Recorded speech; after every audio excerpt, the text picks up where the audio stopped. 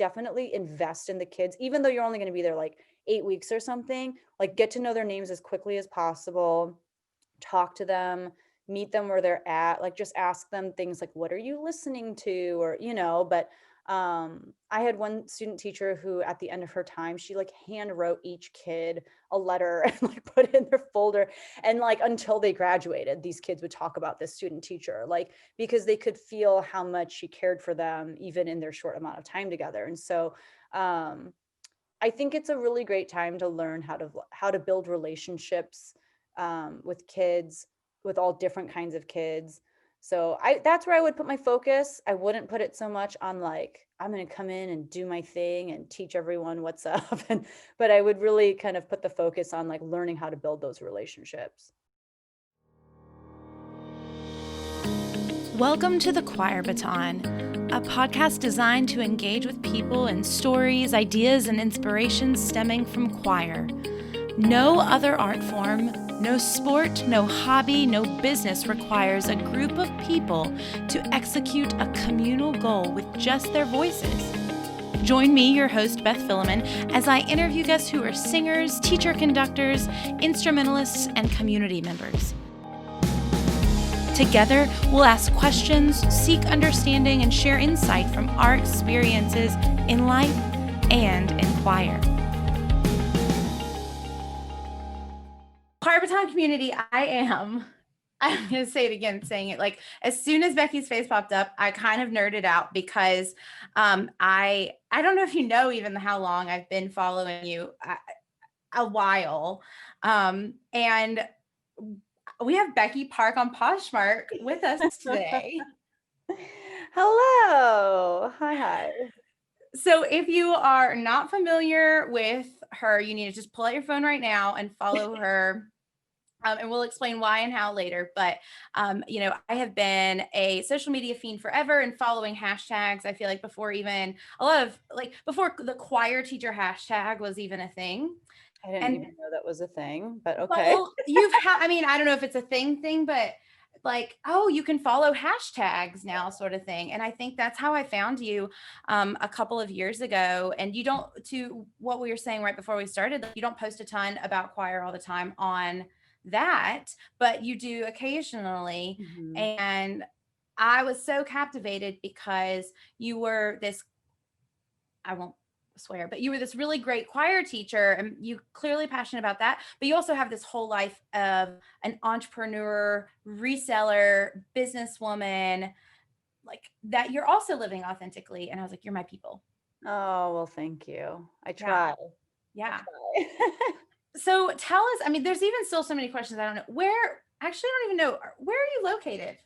I am in Champaign, Illinois. So my school is like 4 blocks away from the University of Illinois, Champaign-Urbana, which is where I went to school. That's where I went for my undergrad. And that's where I got my second master's, is at the U of I as well. Okay. Well, for some reason, I've been thinking that you lived in Texas for whatever strange reason. And you recently posted a video or posted on your Instagram stories that your kids were playing in snow. And I was like, I clearly have this all wrong. Yeah. But so tell us a little bit, let's be a little different. Tell us, what is like Becky Park on Poshmark? Like, what is this whole world? And then we'll find out that like musical background and then how they all intertwine. But like, what is this world you live in? I don't even know how this happened, but I think it was like pretty innocent at first. It was just very like, I think, like a lot of us do, we'll clean out our closets and we'll have clothes. And when I was younger, I would take clothes to Plato's Closet and they'd give you like a quarter for like a shirt or something. And I was like, okay, well, I may as well donate it at that point. And I would donate stuff too, to places like Goodwill and stuff. But I think I had been teaching for a few years and most of my clothes were from places like J. Crew and Banana Republic. And they were like nice things. I just wasn't wearing them anymore. And I wanted more than a quarter. So I was like researching online, trying to figure out, is there another place I could take my stuff? And then this app called Poshmark popped up. So I looked into it briefly. I listed a few things. I think it took like 2 weeks for my first thing to sell, but I was like instantaneously hooked. And I'm the type of person, like I get interested about things really quickly and then I just am all in like right away. So I started like just watching YouTube videos on how to sell more of my stuff on Poshmark. And then I just fell down the rabbit hole of realizing that there was a whole community of people who not only sell on places like Poshmark and eBay, but that they like make a living doing it. Right. They go like thrifting and then sell the, stuff that they've thrifted. And so I mean, it really just started with like me selling, the stuff from our own house that we just weren't using anymore. And then, I think I like first started on Poshmark in December of 2017. So here we are like 3 years later. And since then, I have added other platforms that I sell on. So I also sell on like eBay and Mercari and different places like that. I like created an Instagram solely for reselling because I didn't want to clog up my personal Instagram with Right. like, just like people who I don't know in real life. But like the result is I don't even visit my old Instagram anymore. Like I just do all my personal stuff on my like reseller account because I don't really care. And then I started a YouTube channel to kind of share any knowledge that I had picked up along the way with people. And I still can't really believe that I'm like doing any of this stuff. Like it just seems so surreal. So that's, I mean, kind of what it and is. when you say like doing an Instagram or even doing like a YouTube channel, we're talking 15.9 thousand subscribers on YouTube. Yeah. And there's your I was there's like, a video. Oh gosh, I had it. Decided to visit my YouTube channel today. There you go. So go check it out.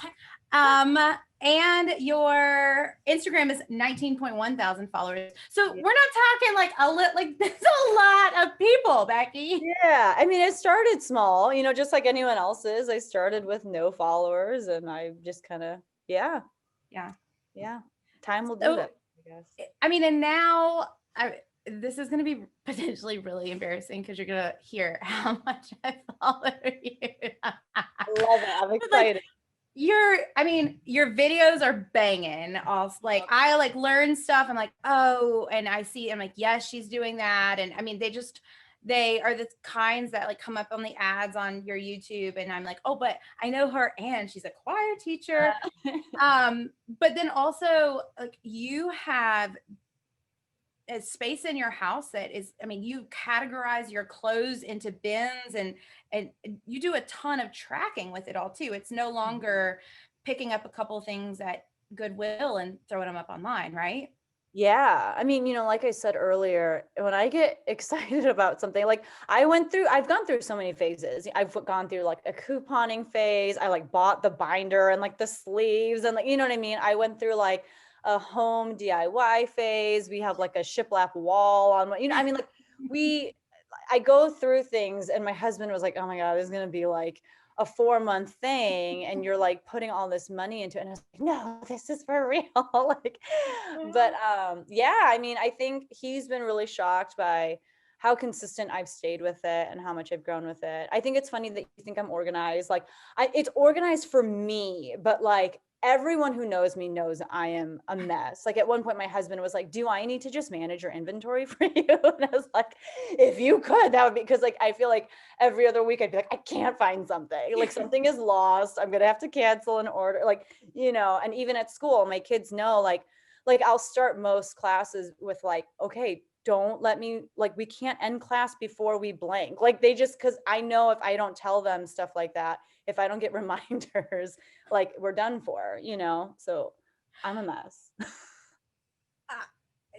That I identify so strongly with making sure kids remind me to do something because I won't remember. No, not at all. Like I just sent out for the new semester, I sent out emails because there are some new kids in each class or something.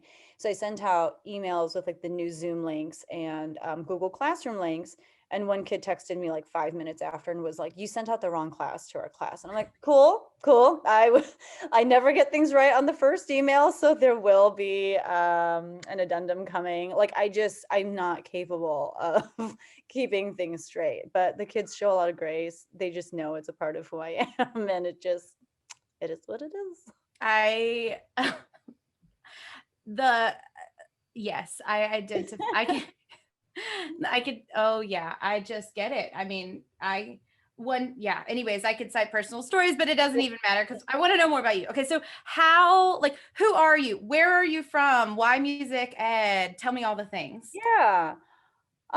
Well, you guys can't see me on the podcast, but I am Korean American, and with that came like piano at a young age. And I think I started playing piano when I was 4. I started like playing cello when I was 8. And when I was 9, my mom had me join a children's choir. It was in Chicago. We were living in like the Chicago suburbs at the time. And I was in that choir from ages 9 to 12. And it was mainly Korean kids, like Korean American kids. Okay. The director, when I joined at the age of 9, I think she was 18, and she had taken over that choir when she was 16. And she took us on tour to like Korea and Thailand when she was like 19, and then took us to Europe when she was like 21. Her name is Josephine Lee. She's the director of the Chicago Children's Choir now. She was like the youngest person to be in that position and in that role. I think she's like the artistic director or something. I mean, she was like a prodigy. And I've still to this day never been in a choir as good as the one that I was in with her. I mean, we were singing like Ave Verum by Mozart when I was like 9 years old. Like I was singing Latin. I was, and it was, yeah, I mean, the best choir that I've ever been a part of. And then she kind of like stopped because she was basically working for Chicago Children's Choir. And then I moved to St. Louis. Well, okay, sorry. For middle school, I like tried joining choir because I was like, I love choir. And I knew since I was 12, I was like, I think I want to be a choir teacher because of her example. And I joined choir in middle school, and they were singing like Beauty and the Beast in like 2-part harmony. I was like, this is a joke. Like, I can't do this. I was like, so I just stuck with orchestra. And then we moved to St. Louis right before I got to high school. And I kind of had to make a choice because you couldn't do both orchestra and choir. And I was like, okay, I'm going to give choir another shot. Like, best decision I ever made in my life. My choir director was like my second father. And high school was hard for me. Again, like I am Korean American, but I was not like the stereotypical Asian kid who like did really well in school. Like I'm pretty sure I have ADHD, and it was just never like, discovered. I never got like tested or anything. It was just really hard. I like skipped a lot. I just was not like a good student. But choir and like a cappella and vocal jazz, like that was the only thing that really kept me going to school, I feel like. And so it was a really good experience. My teacher knew that I wanted to teach choir, and so he like just mentored me, and like he like let me conduct like our choir classes. He let me like write music for I mean, he was just like so amazing. Like we're still buddies to this day. But so then I went to the U of I for my undergrad. I was again just an awful student. I don't even know how I got in, first of all, but then second of all, like I was just awful because the whole time I'm like, this is like what they're teaching me is not what I want to do. Like none of this applies in any way. It just didn't seem real. So it was, very much the same thing. Like I just didn't really go to class very much. Like I remember my junior year, I like showed up on the first day and my classmates like applauded me, and I'm like, you guys can suck it. Like I just, they just were like shocked that I was still around, and it was hard. But then I think it's when I finally started teaching. And I taught in kind of this like, I don't know, the area that I live in is just really interesting because it's very diverse, but it's also very low income.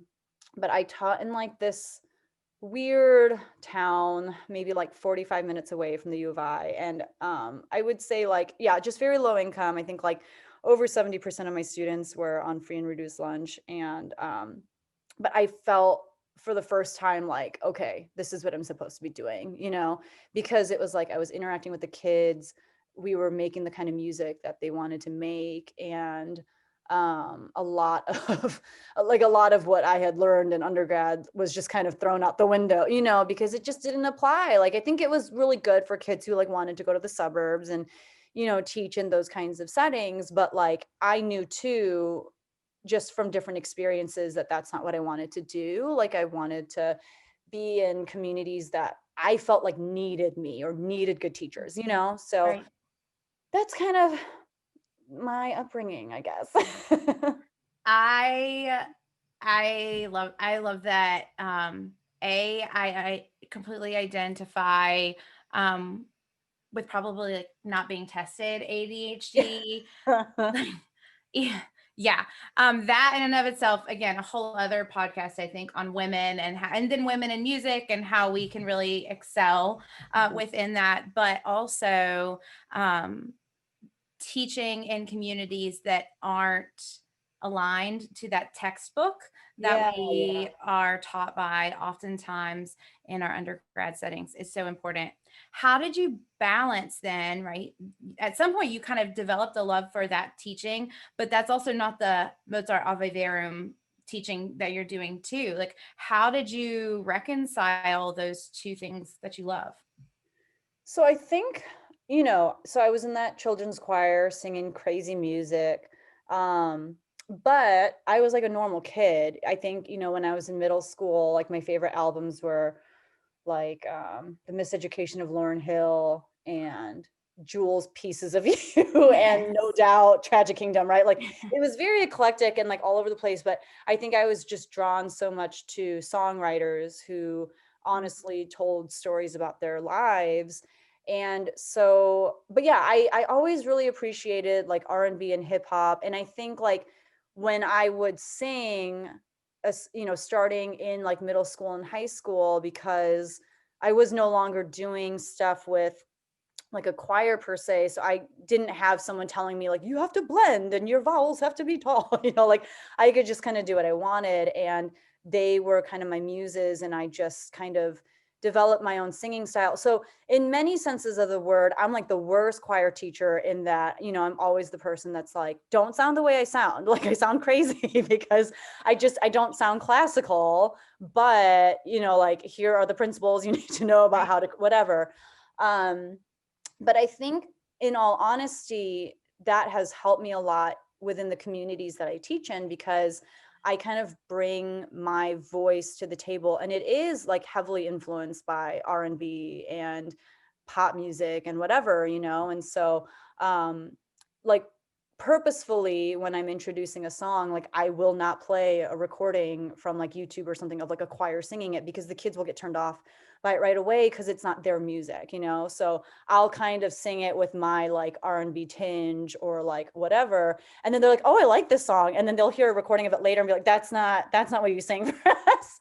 And I'm like, we're gonna do it our way, like it's gonna be fine, they just made it sound a little more sterile, and so yeah, I think that has helped a lot, just kind of bringing kind of my non-classical upbringing. But yeah, I do still love a lot of the classics. And I think that I think because they can see that there are a lot of different sides to my musicality, that it's okay for them to too. And it's okay for them to explore, um, because I'm willing to also meet them where they're at as far as what they're listening to, what they want to sound like. And I'm not telling them that what they want to do is wrong. I think that's what a lot of, um, I'm thankful because my high school choir teacher wouldn't say that things were wrong either, but I've heard lots of stories or seen in action just teachers being like, that's not even real music. Why would we do that? Or they do watch me whip, watch me nay nay, varying choral. So you've got the two extremes. Right, right. Yeah, absolutely. I It's so funny. The girl that actually did the Watch Me Whip, Watch Nay Nay Nay, I've tried to get her on the podcast before because I know her Oh, more or less like through people, yeah. but we could talk all on that because it's interesting how the kids, be it people can argue any which way, right? But like for those very white Mormon kids, right? Like they sight read it and like learned how to dictate all the music from it. And again, we can argue all different type, not you and I, but I mean, Yeah. the choral community, can talk about that. But again, it speaks to what you're sharing. It's like owning who you are Yeah. and your differences and how that is so important. So have you been at that same school that you started at since? No, so I started at a middle school and I was there for 3 years. And it was I really loved it. I love the kids. What I did not love was I also had to teach show choir. And to me, it didn't make sense to do a show choir in that community with that group of kids, because show choir is so expensive. And again, that's like another topic Yep. for another podcast, probably, about like whatever. But Yes. so I remember trying to float the idea of what if we did like a musical instead, or what if we did like a gospel choir instead, like something that, you know, you can't major in show choir like you can, I mean, and people might argue like it sets you up for musical theater or whatever, but you know, I was like, I just can think of much more cost efficient ways to like get the kids to essentially do the same thing, but in a way where it doesn't matter how much money you have. You know, I think that's what killed me, was like, you need a lot of money to have a good show choir, and we did not have the money. I mean, I found dresses from like Forever 21 for the kids, and other, you know, other schools that we were going against are wearing like $300 dresses and whatever. So, but I mean, it was a good like place to start. It was a really hard place to start, but it felt like if I could do it there, then I could do it anywhere, you know? And then I actually took a break from teaching for a little bit. And then I went back to like the complete polar opposite and taught at a private Catholic high school for 2 years. Like, you know, the predominantly white students, and I was the music teacher. So I taught choir, band, percussion, keyboard, guitar. And I walked into that band room being like, so what is that instrument you're holding? Like, which one is that? Is that a clarinet? Like, you know, like I just knew nothing. I'm like watching YouTube videos holding a set of drumsticks, like trying to figure out paradiddles. Like it was torture. I was like, what am I doing here? But the kids again showed so much grace. Like one of the percussion kids who was like taking private lessons, like basically taught the class. And I was like, good job. Yeah. Yeah. Do what Matthew's telling you to do. Like, I'm pretty sure that's right.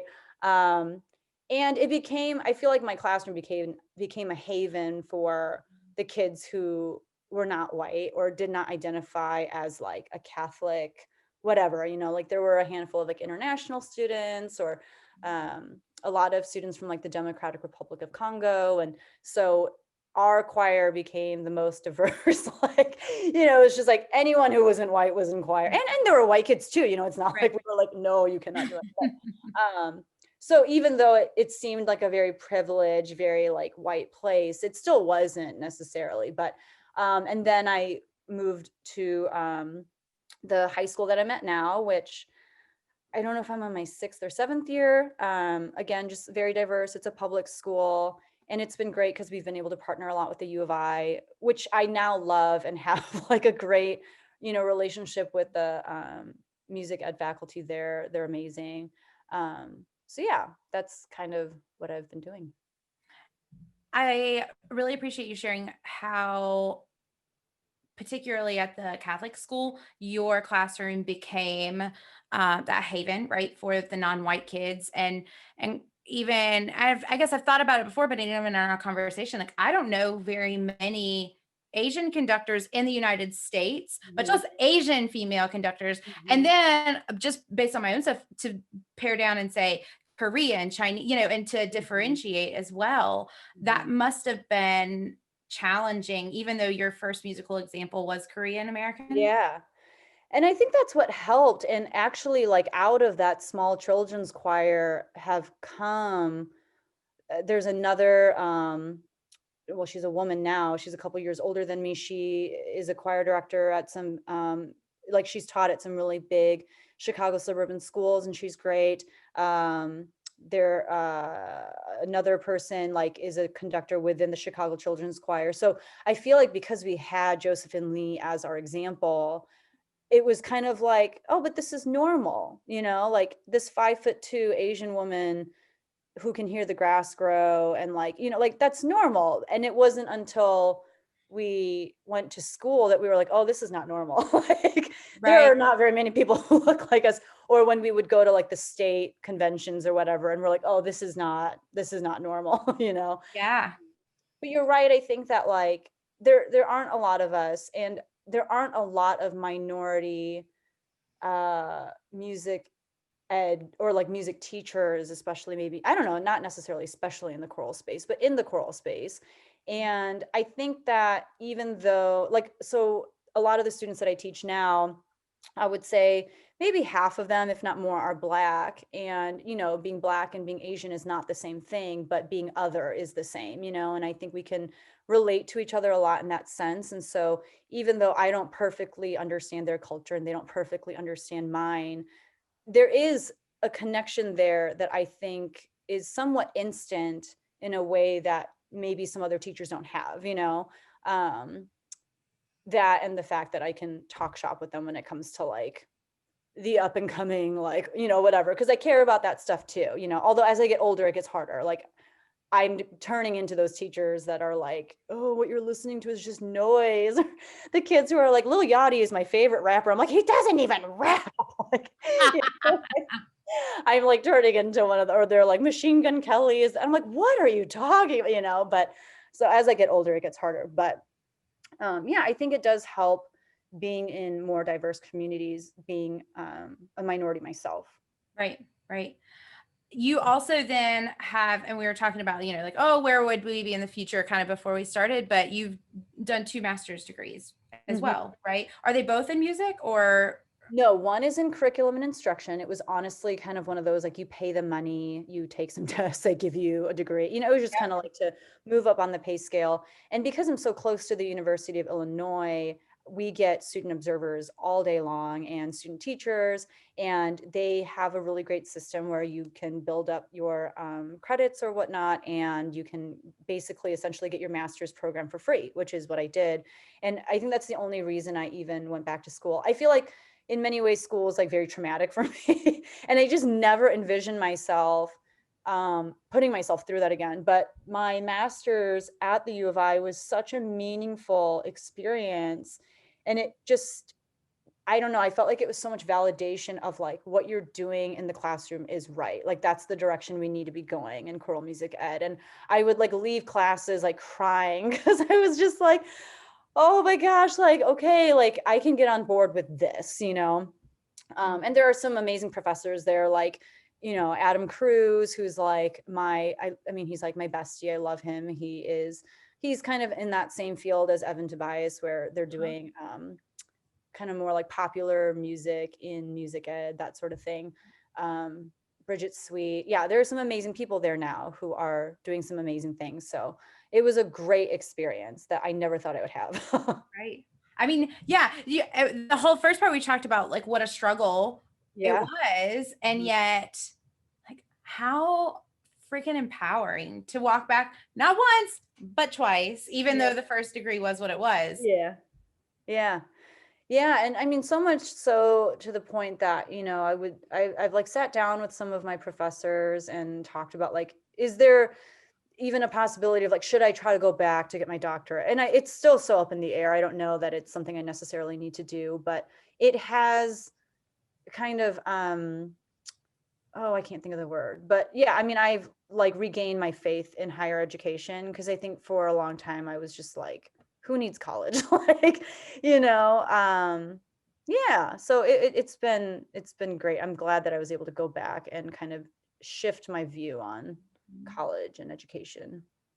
Or even the fact that sometimes we can't always change that, but like that sense of empowerment, I feel like even in you retelling that story, that you are amazing enough to make that change and to be that teacher in an academic setting that you wanted when you were in undergrad. Like you can own that change too, which I think is so cool. Yeah. Wow. I didn't realize or put it together. It makes total sense that being so close to the university, you get a lot of student teachers and observers. Yeah. What is that like? It's great. I mean, you get a wide range of student teachers, some who are phenomenal and some who need a lot of help. My students, for the most part, do pretty great with student teachers. And I've been lucky for the most part to get student teachers who I've been able to like build relationships with just from when they were coming in to observe, like in their maybe underclass years. And then when they become seniors, it's like I've at least like seen them before and they understand my style. So like no one's like shocked. I think the one student teacher that maybe it was a little bit of a struggle was like she didn't really want to be a music teacher. Like she was just doing it to have something to fall back on. She wanted to sing opera, and my kids could not understand why she sounded the way that she did. Like to them, it was just like nail scratching on a blackboard, like, oh my God, like please make her stop singing.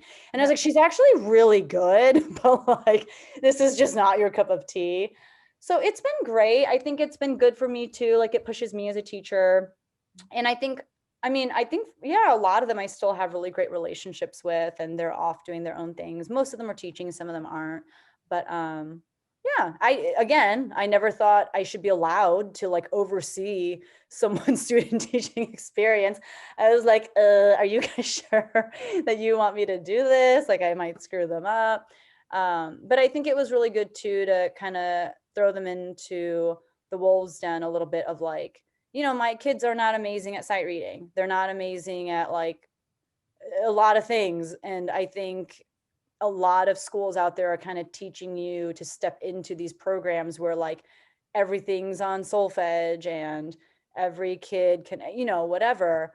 And on top of that, my kids are very rough around the edges, like the number of times I've gotten cussed out for things that were not my fault or, and kind of talking my student teachers through that. And again, telling them like, if you can handle this though, like you can handle anything, and at the end of it, like, these are just broken kids, just like we're all broken people. And if you can get to the heart of like why they're hurting and kind of meet them at that human level, not only are you going to be a great teacher, but like just dealing with people in general, like you're going to be much better at that. So, and the kids just wear it more on their sleeves. They're just not as good at hiding it. So I think it has been a good experience for them for the most part. And for me, yeah.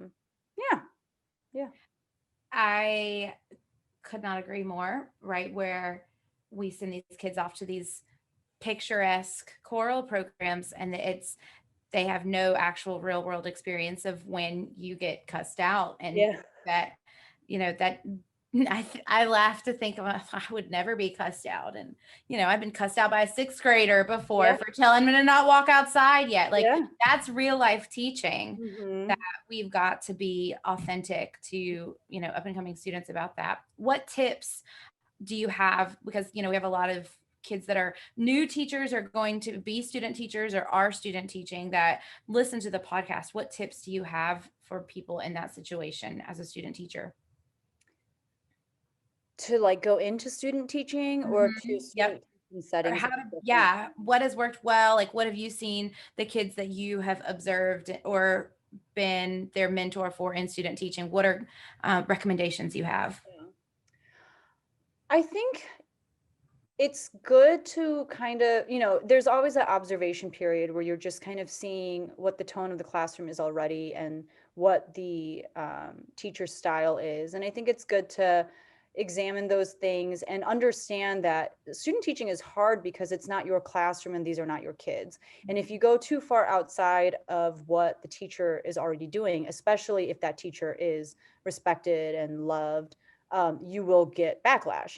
Sometimes student teachers come in and they're like, I'm going to shake things up. And I'm like, nope, this is not the time or place for you to do that. Like these kids have no loyalty to you. Like, it's a good time to like try doing things in the style of the existing teacher, even if it's not really how you would do things, but to kind of just see like, what is that like, and to pick up on different, things that the teachers are doing that works well.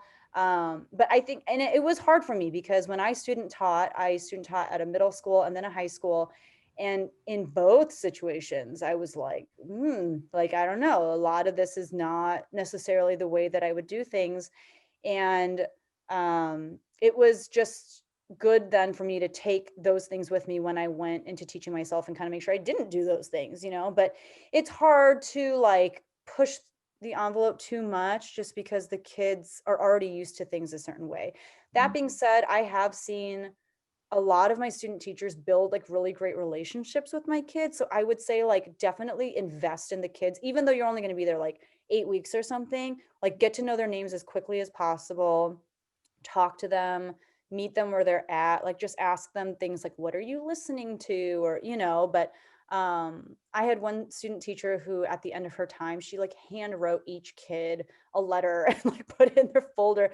And like until they graduated, these kids would talk about this student teacher, like because they could feel how much she cared for them, even in their short amount of time together. And so I think it's a really great time to learn how to build relationships with kids, with all different kinds of kids. So that's where I would put my focus. I wouldn't put it so much on like I'm going to come in and do my thing and teach everyone what's up, but I would really kind of put the focus on like learning how to build those relationships. I've never heard someone give that advice before, and I think it is the best advice I'd ever. Oh. I mean, but because now more than ever, learning how to build relationships in the era that we're in, and I'm not talking about like this digital, we're all teaching online, because at some point that will dissipate. But I do think boundaries, right? And unfortunately, that is very difficult for young teachers to learn, or the boundaries of are what are appropriate relationships with students. Like, how can I let them know that I care so deeply for them, but also not, get too close? Yeah, that's important. Yeah, that's powerful, really powerful. Well, okay, so speaking of relationships, though, clearly you've built really great relationships, not just with your students, not just with the university nearby, but like literally within a whole entire online community. And I see like a million different parallels, but I'm curious, like, do you see the parallels? What are they? How has it all connected? Yeah, that's such a interesting question because I think at first glance you compare teaching choir to selling like used clothing online and you're like, well, there are no parallels. Like, you're just kind of like, they are two completely different worlds.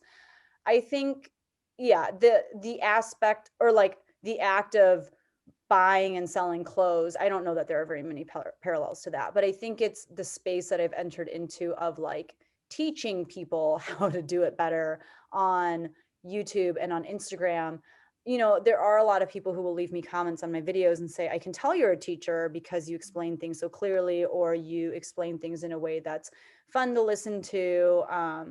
And I think, so I think that's like one direct parallel. And I think too, what I've learned is how much people crave and desire authenticity, so not just like from YouTube, like when people watch me and listen to me talk, like I'm a pretty chipper person, and most of the time I'm very like, but like when I'm down, like I'm not afraid to show that. And I think with teaching as well, I think sometimes we feel like we have to put on this shell before we walk into the classroom and we have to act a certain way, and we have to set the tone and this and that. But I think the kids actually really appreciate it too, like when you remind them like you're just human and sometimes you have bad days, and obviously like not taking it out on them, but being honest about like, I'm not in a good space right now. And especially if like you allow the students to be a part of like almost the healing process, or like letting them know like, do you know, like you just helped my day get better, and giving them that power of knowing that they can do that for another person. I think there's something powerful about that. And it's like so dumb, like when people leave me YouTube comments and they say really nice things, like I'll do the same thing. I'm just like, I want you to know like you made my day with your comment, like it was very kind, because it's a reminder of like, it's never a bad thing to put more kindness out in the world, whether it's you're leaving a YouTube comment for someone that you'll never actually see in real life, or a student who, as they're walking out the classroom, is like, I hope your day gets better, and just being like, well, thank you for saying that, like that really touched my heart. I think understanding that authenticity is so important, and I think people crave it so much because it's not present as much anymore. I don't know. So I think that's been a huge parallel that I've seen. Yeah. But on the flip side, and this is one thing also that I've learned from you, with like my work, but directly related to what you post about, are like, you get some real crappy comments and like mean people, and like people that will buy stuff from you and like try to or like lowball you, and like you're authentic in how you handle them, which is real fun to watch. But also, I mean, sometimes people are mean. Yeah. Like, you don't have 19,000 people, and I don't mean to be like, but I mean, that is a large amount of people, and it's not everyone cheering you on all the time. Like, Yeah. clearly being an educator has helped you on some level, but that's still hard, I would think. It is, but you're so right. There's a huge parallel there too. And I think it's really hard when you're a young teacher not to take it personally when kids don't like you. But, as you stay in the profession longer, you realize like you can't be everyone's favorite teacher. Like you can't be the best teacher for every kid because every kid needs something different. And I think that has helped me so much as I've entered into like a YouTube and Instagram space, just like social media in general. People will try to comment about like you talk too much in your videos. And I'm like, I do. Like I talk a lot. You're right. So there are 100 other people who are making content very similar to what I'm doing. 90% of whom don't use as many words per minute as I do. Like go watch them then. Like I will not be offended. And that's what I tell my kids all the time too. Like even just today, it's like the second day of the semester and I had to remind them, I'm like, if last semester's choir was not your cup of tea, go be in a class that you want to be in. And like, I'm okay with that because I don't want you to waste your time. I'm not going to like be mean to you when I see you in person. Like, I'm not going to judge you. Like, I want you to do what you want to do. And I think it's important for kids to know that and not like stick around because of like guilt or because we want to have these big, huge programs. I tell the kids all the time, I'm like, I don't really need you. Like, if I have 8 kids, but they really want to be here and they're going to work hard and they're going to be there for one another, I will take that over 50 and half of them don't actually want to be there. So I kind of like remind them like nobody needs, like, you're not doing anyone a favor by sticking around if you're just going to be a body. Like you can move along and I will still be cordial to you. And so I give them that invitation to find what it is that they really want to do. And I had a kid yesterday who went to her counselor and was like, I don't want to be in choir. And I was like, thanks. Like, I will see you later. And I honestly am like 100% fine with it because it's not something that they want to do with their time. Why am I going to force it on them? And it's the same thing with like, if you don't want to watch my videos, bye. Like, it's totally fine. I'm not going to beg you to stay. There are a lot of other people who have the same kind of content and you can watch them and be mean in their comment section, like. And I think I've also learned like 99% of the time when people are mean, it has nothing to do with you. I can't tell you like how many times kids have come in, they're like cussing me out or they're like upending tables and I pull them out in the hallway and I'm like, what is going on?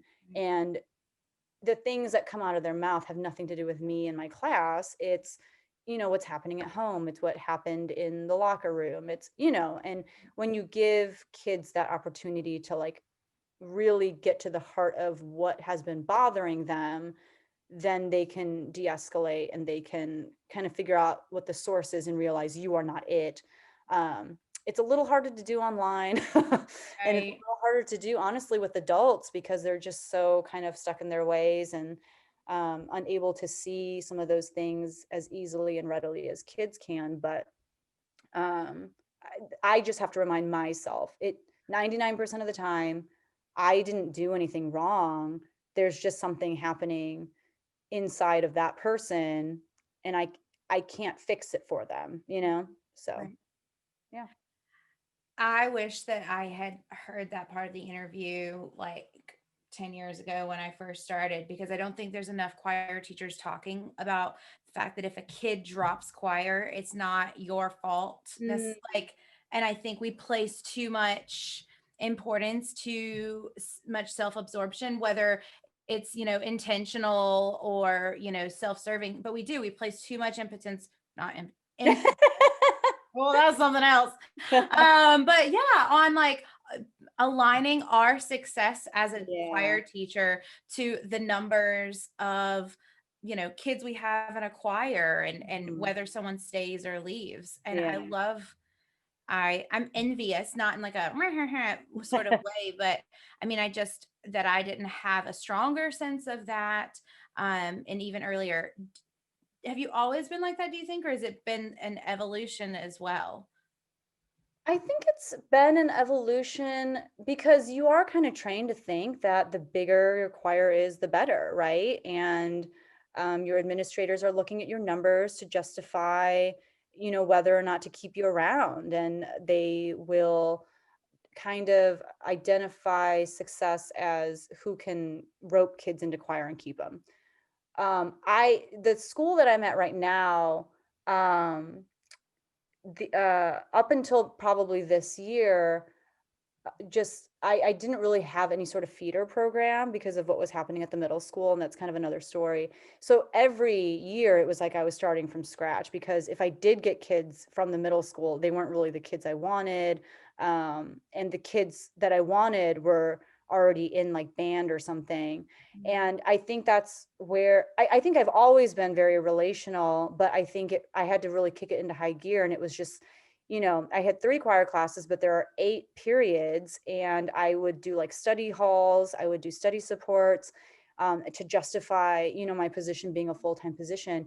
And I would just like love the crap out of those kids and like talk to them about anything. And I would get the weirdest kids in choir, like people that were like, that kid sings. And I'm like, I don't know, but we're gonna find out. Like, and the only reason they joined is because, we had a relationship.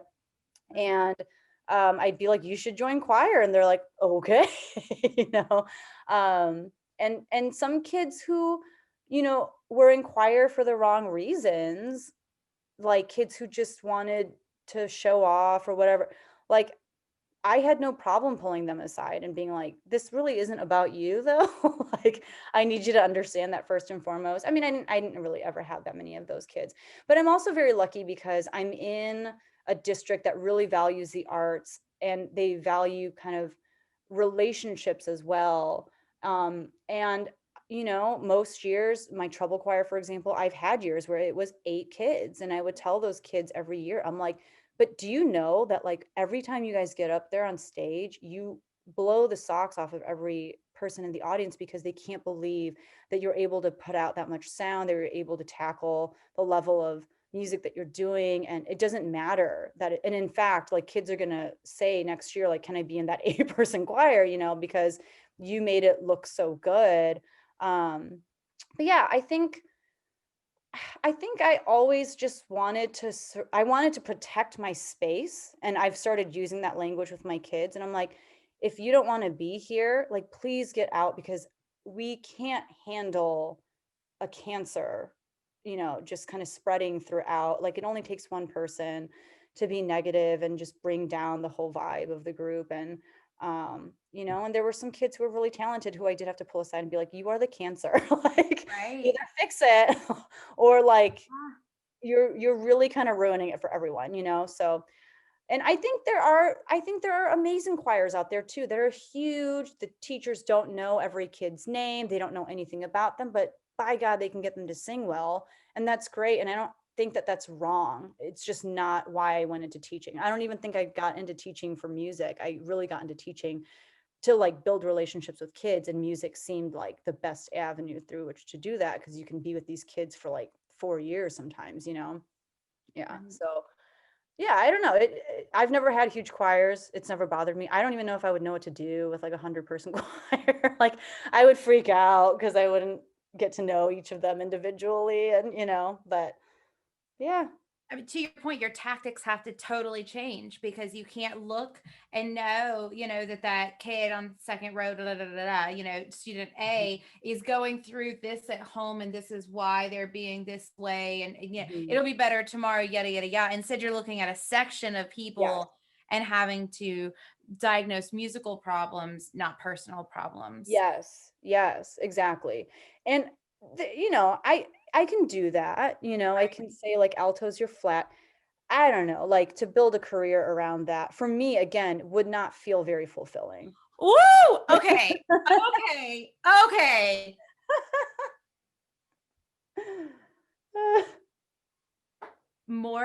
This is why you're going to be on higher ed and one Oh my day. I God. just know it, Dr. I don't know. Um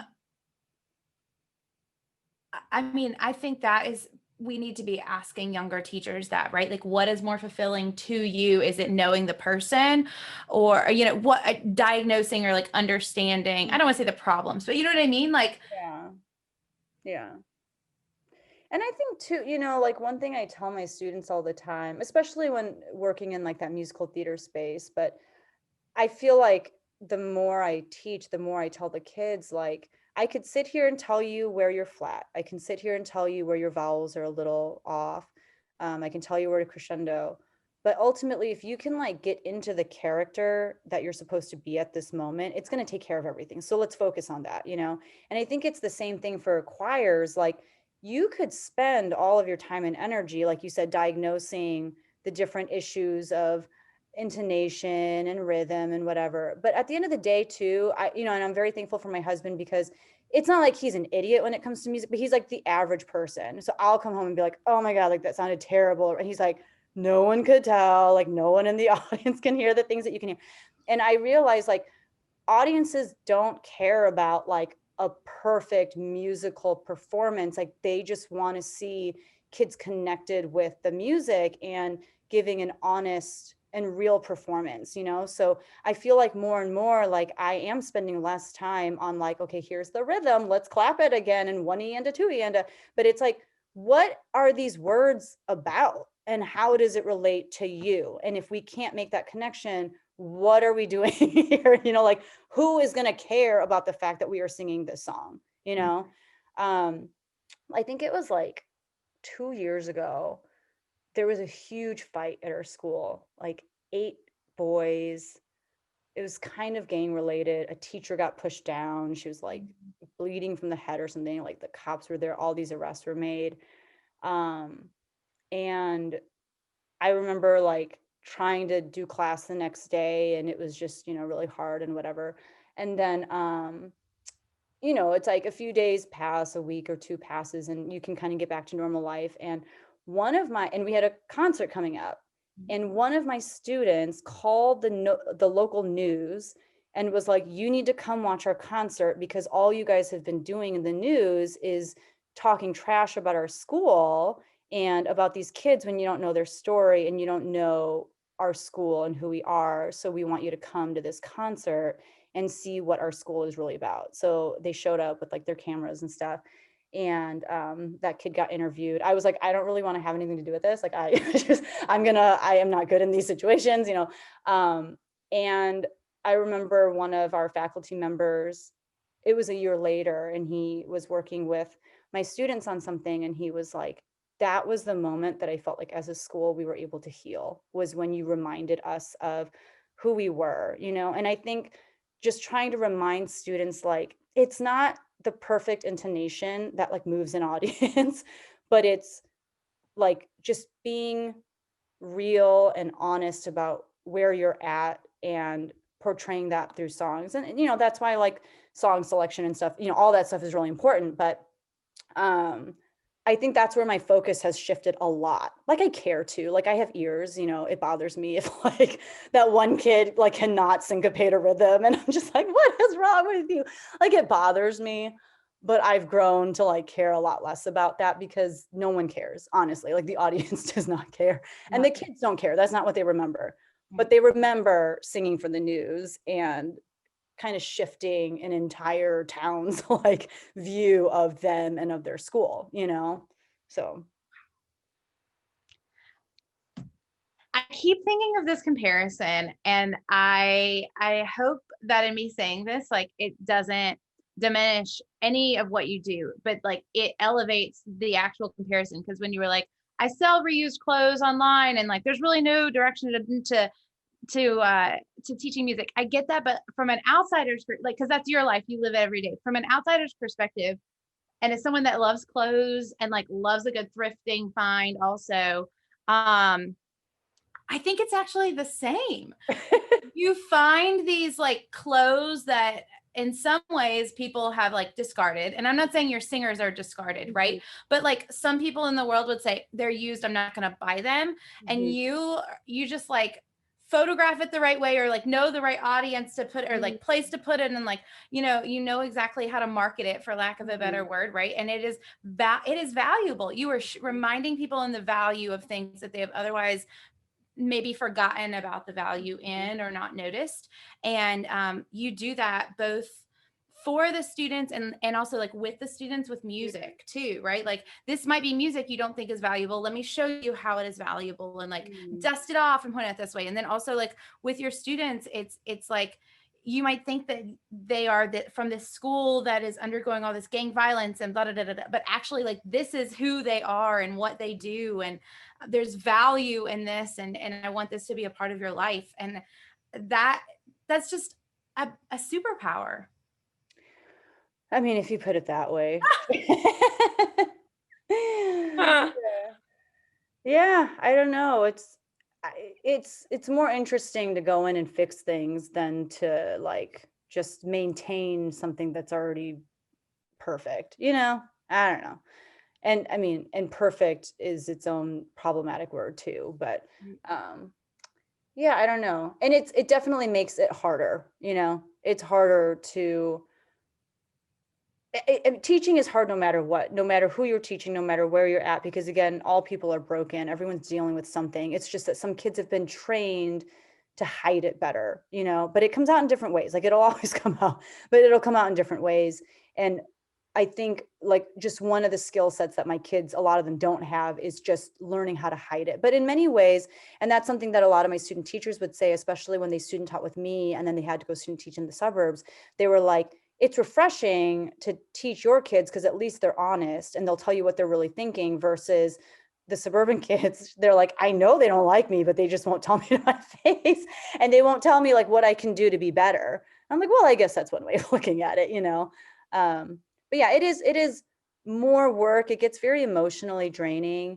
And I think in some sense, like COVID has kind of been good for that, in that like there's been a little bit of removal. Sometimes you can get too involved and too invested, and I don't know. Yeah, it is a dangerous line, like you said. It can get a little overwhelming. Absolutely. Yeah, I wondered about that. It is that, I mean, it's such an emotional investment.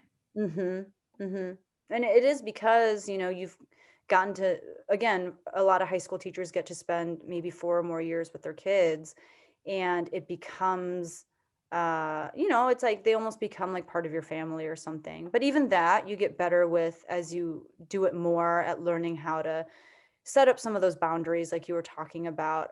But it is hard. I see a lot of young teachers struggling with it, and it's not just music. I see all different kinds of teachers. It's a struggle to find that balance. Yeah. It we're always changing, right? As educators, that's what we love about it. That's the beauty of education. But it is sometimes that change amidst the emotional upheaval of anything, and then particularly after a year like everyone has had, that just remind you of the challenges of being a teacher of any subject. Yeah. Well, Maggie, I mean, I feel like I know you.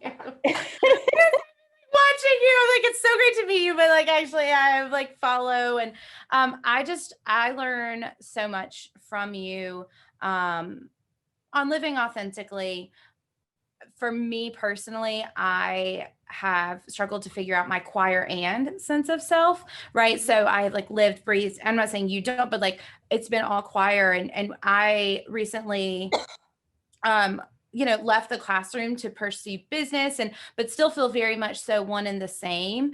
And there have been people that have not understood like how I can have two loves and two passions. And just the example in that you have set, and you just show up authentically of this passion you have for reselling and your passion for choir, has been really inspirational to me. So thank you for just being authentic online. I do what I can. And it's always still like, it's like sometimes that's a persona that people want to portray too, like I'm an authentic person. Like I have to be really careful too of like, I don't want it just to appear that way. And I think it's the same thing with the kids. But people can smell that from a mile away. Like they can tell when you're actually being real or trying to play that part. But I try. And I think it's, again, because it's what I wanted to see so much from people. Like I just wanted to know, like, okay, cool. Like you're a superhuman and you can, you know, keep your house clean and make a gazillion dollars and raise perfect children, but like, can you show me what a bad day looks like? Like, can you just show me that you have one? Like, and I think because it's something that I crave so much, I want to make sure to put that out into the world because I feel like there isn't enough of it, so if I can help show that and look dumb half the time myself, like I'll do it. I don't think looking dumb is ever a thing. I think you see it when you talk, to your point, right? Like when you talk about the bad, when you talk on the one level of like, this person left this really rude and hateful comment, and you show it, and I can't even describe it like how you show it, because it's not like, it's not pitiful. It's just authentic. Like that's the only way I know how to say it. Right. But on that level, but then also, cause that's the level that I know you on, right? I don't know choir Becky until this conversation, which I'm digging. And I now know why I love Poshmark Becky, because like, I mean, the stories that you shared tonight about choir are the exact same, and golly, we need more of them. And, my hope is, I have like a few students who have gone on to study music ed or to study vocal performance and whatnot. But the hope is just that by creating an emphasis on creating these like safe and open spaces where people can come together, not necessarily kids who are exactly the same or have all the same beliefs or whatever, but that they can come together, and because there is enough love in the room and enough like acceptance, that kids can make music with one another, because it's such a vulnerable thing to do, to like open your mouth and sing. The hope is that these kids will go out and create those spaces, whether it's in choral classrooms or whether it's in the business sector, like what you're doing, or, because I think, that's the best way to kind of flourish and feel like I can be myself. And that's okay, because it gets tiring to feel like you have to play a part. I think that's why undergrad was very hard for me. I was kind of trying to play this part, but I feel like a lot of music educators say, I just hope my students go on to like do music and appreciate music and find a community choir to be a part of. And I like know full well, like my kids are not going to do that for the most part, especially when they find out what people are singing in these community choirs. But like, really what I want them to take from our time together is like, how can you be a part of creating a space where people feel like they can show up as themselves and that they will be celebrated for it, and so just trying to model that, and then letting them experience what joy comes from being a part of something like that. And then, it's go on and you do the same thing. If people want to get in touch with you, we'll link everything and all this stuff, but what's the best way to connect with you?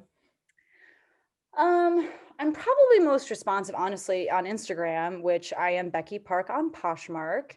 I'm horrible at email, so don't email me unless you want to wait like 3 years for me to. I will respond to people 2 months later, and I'll be like, I'm so sorry for the delay, but I am not on top of things. Yeah, I would say just DM me, because that little like red box on my phone gets irritating when they're like 15 messages or whatever. The email one I can manage, even though it says like 200, and I'm like, that's fine. I sent a message. I'm bad about it on all platforms. And I sent a message to a friend today, and I was like, I can't believe it's been 11 weeks since I watched the video that you sent me. I'm so sorry. Exactly. I tell my kids, I'm like, they'll tell me something and I'm like, stop talking. You have to email this to me, because I won't remember that we had this conversation, and I will leave it unread until I deal with it. Like letters of recommendation. I'm like, okay, so email what you just said to me, and then bother me about this again in 5 days. Like I give them a timeline of like how to like make sure that they've captured my attention, because I'm so bad at it. And they know, so I'll get a gentle reminder from a kid like, hey, I need my letter of recommendation in 2 weeks, or, and they like have a countdown, and they just know that's what you got to do to get what you want from me. So you're literally saying strategies that I'm like, I want to send this. A former student of mine actually edits the podcast right now. oh. So like, Maggie, look, I'm not the only person. That's so funny. I love that you have former students working. I have former students who do like Poshmark related stuff for me. Yeah. I just met with a student today about editing music videos, editing YouTube videos for me, because she's like so good. Like she would do vlogs about like a cappella competitions and stuff, and they would be so fun to watch. And I was like, could you do my videos? She was like, yeah. So I love that. Yeah. Better at it than I am. So it's like, it's their second language now. Second language. Yeah. Hey, Choir Baton listener. Thanks for checking out this episode of the Choir Baton podcast. And before you leave, I wanted to remind you of all the ways that you can connect with Choir Baton right now. You can follow us on Instagram, watch this interview on YouTube, and we're putting out more content on TikTok and Facebook as I speak. You can also always check us out at choirbaton.com. On choirbaton.com, you'll find information for how to join the Choir Baton teaching membership waiting list, or where to sign up for our newest online course, Revamp. The teaching membership provides teachers a framework and student-facing videos, worksheets, and assessments to how to teach choral music concepts related to musicianship. And Revamp is a 2-hour on-demand course with a 40-plus page workbook of frameworks and guides to help you revamp your outlook to both planning your time spent planning for rehearsals and your rehearsal itself. This course is the first of its kind for secondary music educators, and even though it's centered within the context of choral music, it's really applicable for any music educator. As always, thank you for being a part of More People Singing with Choir Baton.